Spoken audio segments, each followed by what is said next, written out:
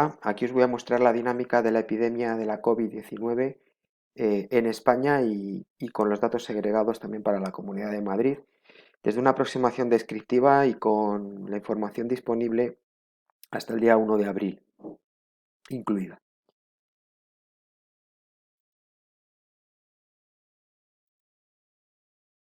En las series temporales podemos ver cómo evolucionan los fallecidos al día. Aquí vemos a la izquierda representado el número de fallecidos por día eh, a nivel nacional y lo mismo a la derecha para la Comunidad de Madrid. Vemos que en los últimos días parece, y digo parece porque esto no deja de ser una aproximación descriptiva de lo que ya ha ocurrido, que el número de fallecidos se va manteniendo constante en el plano nacional y podemos intuir o aventurar que quizá en la Comunidad de Madrid el efecto se ha dejado notar o se empieza a notar un poco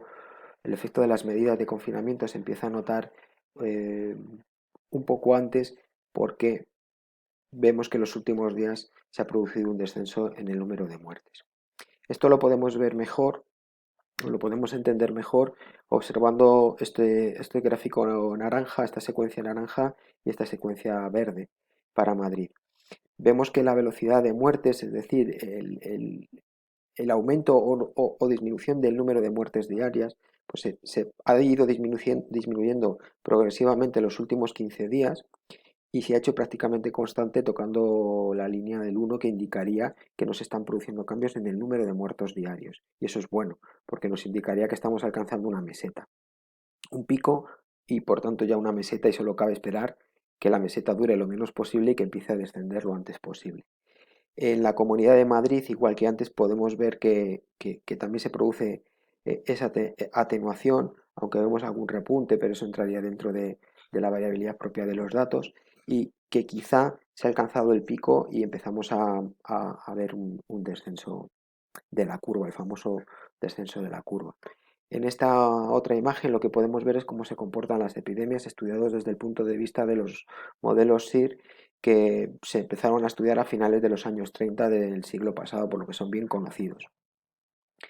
Se tiene en cuenta el número de gente susceptible de contagiarse, la tasa de infectados, que va a depender del propio virus y de las medidas que se tomen, y la tasa de recuperados.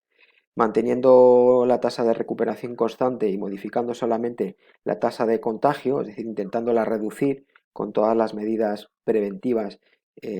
posibles, vemos que la curva roja se va atenuando a medida que la tasa de contagio disminuye. Y eso es lo que se pretende con todas las medidas que estamos viviendo, que la tasa de contagio sea lo más atenuada posible, aunque siga habiendo contagiados, que el sistema de salud los pueda asumir y no se saturen los servicios como ha ocurrido en días pasados y como sigue ocurriendo debido al